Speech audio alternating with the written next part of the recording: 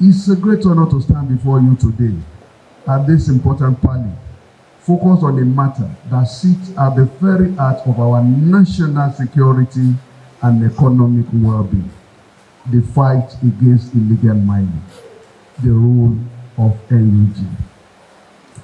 Illegal mining is not just a mere economic crime. It's an act that fuels insecurity, degrades our environment, undermines lawful investment, and robs our nation of vital resources. Its consequences often spill into banditry, communal clashes, now prevalent terrorism, environmental disaster that weakens the social fabric of our communities. Some of the implications of illegal mining include: 1. Economic implication. Massive physical leakages. Nigeria Extractive Industry Transparency Initiative estimates losses from illegal mining, and I'm taking what has happened between 2023 and 2025. Within these 3 years, Nigeria has lost a total of 41.1 trillion naira to illegal mining in physical cash. This is outside the human life that has been wasted. The indirect cost of this illegal mining equally tells on our environment: the degradation, digitalization, dislocation of members of the community that we have witnessed in Zamfara and currently happening in part of Abuja here. Security implications. Security crackdown. Banditry is strange to Nigeria until illegal mining assumed crescendo in Zamfara State, propelled by foreign criminals. Illegal mining has been directly linked to insecurity in the rise of violent crime such as banditry, kidnapping, and armed conflict, especially in states like Zamfara, Katsina, Niger, and even part of Federal Capital Territory. This is due to struggle for control of mineral resources, funding source of bandits, weak law enforcement, position of the Constitution, and corruption, among others. Illegal miners as a cartel. A global definition of organized criminal mining underscores that when criminal groups control mining at a large scale, especially in remote, ungoverned, and unmonitored areas, the operation resembles cartel-like behavior. In Nigeria's context, this network may exhibit coordinated control over land, extraction, and smuggling. There are reports of powerful Nigerians behind illegal mining and funding insecurity. The Minister of Solid Mineral Development, Dele Alake, has pointed to the powerful Nigerians as the primary drivers of illegal mining, noting the use of foreigners merely as fronts. He stated that bandits and terrorism are often funded and facilitated by these well-coordinated and well-connected individuals, not grassroots artisanal miners. Annual revenue loss from illegal mining. As earlier mentioned, the Nigeria Extractive Industry Transparency Initiative cited the Nigeria losses up to 9 billion annually to illegal mining. So go smuggling in Nigeria. In 2002, the total financial loss to Nigeria was 345.41 billion naira. In 2023, it stood at 401.87 billion naira. While in 2024, Nigeria lost a total of 1.39 trillion naira to illegal mining. Where is this business thriving in Nigeria? We all know Zamfara is in the mind. We know what the state used to be, but we know the situation as of today. Gold is a major asset. A nation blessed with gold is no longer a poor nation. Zamfara is so blessed with gold, but gold has remained the pain of crisis in Zamfara. Nasarawa today is under siege due to availability of lithium, a powerful raw material in production of our battery, which is necessary for our energy when we want to go solar. Kogi is endowed with coal, gold, and tin. Yet, it has not been of any meaningful commercial value to the economy of Kogi. Kaduna, Niger, and Kwara, as well as Osun State, for years of illegal mining of gold in Osun, the state has not benefited anything meaningful from the blessing of gold. And the state remains civil servant state. In FCT, our own domain, there have been reportage of illegal mining activities. These are places we have visited, we have seen. Gwagwalada is there, Asokoro is there, Gobe is there, Uje, and Katampe extension.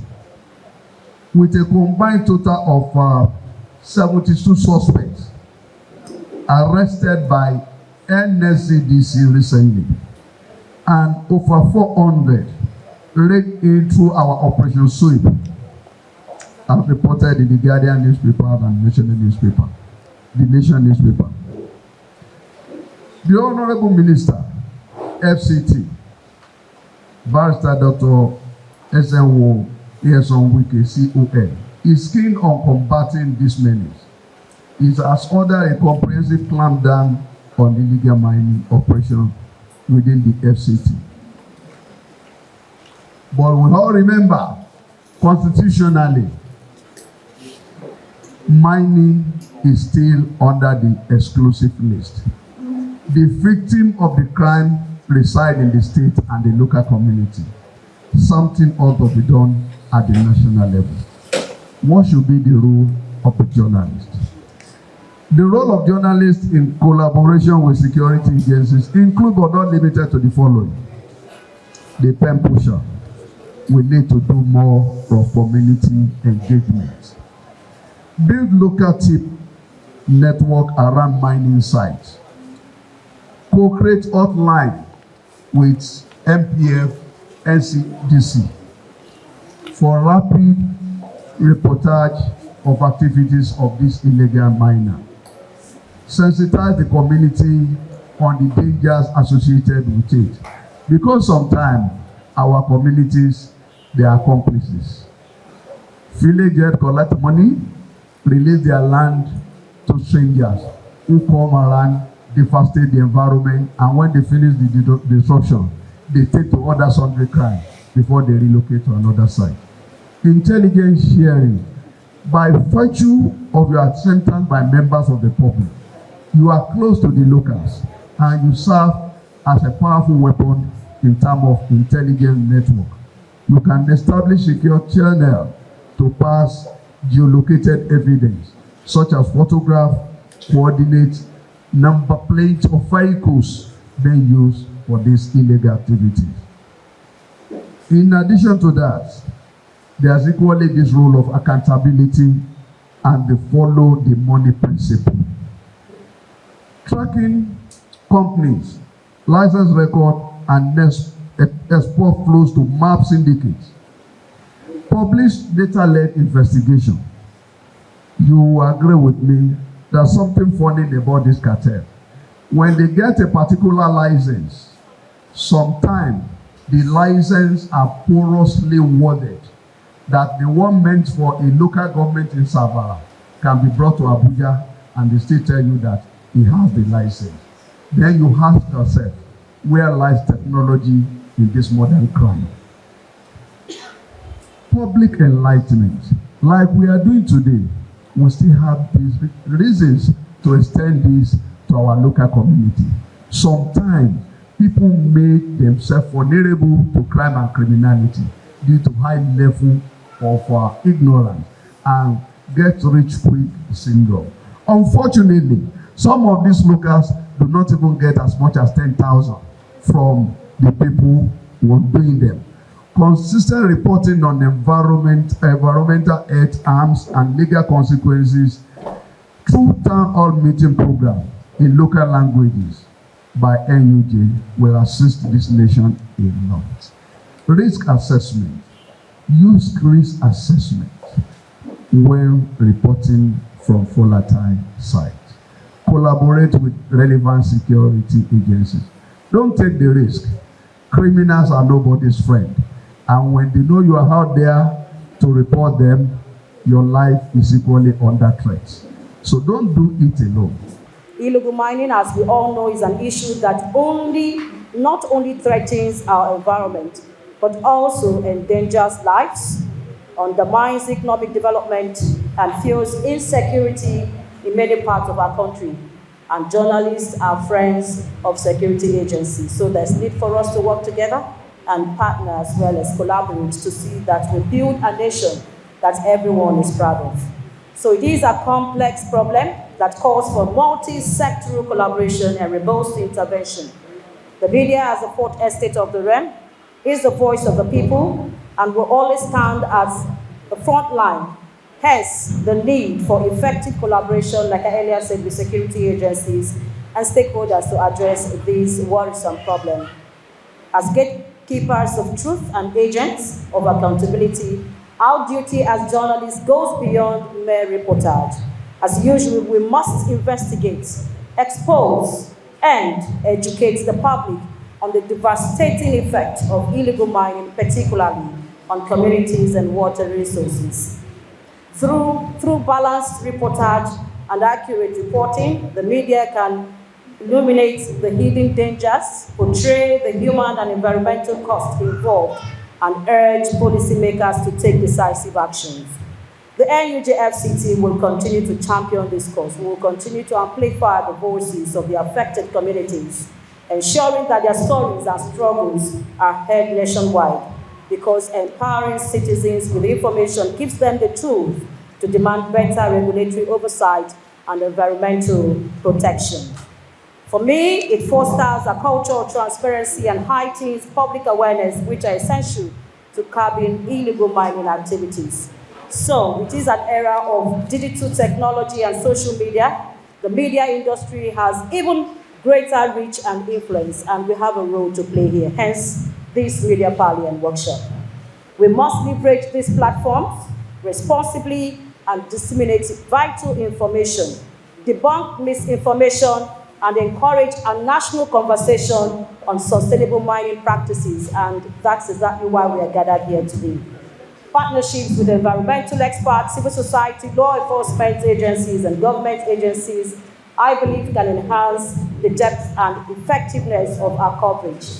As journalists, we also have an ethical obligation to report without bias, sensationalism, or undue influence. Our credibility and integrity are critical to maintaining public trust. Let us continue to uphold the highest standard of professionalism in our coverage of illegal mining and regulated issues to help Nigeria, and particularly security agencies, report accurately. In conclusion, the role of the media in combating illegal mining in Nigeria cannot be overemphasized. We are not only chronicles of events, but catalysts for change.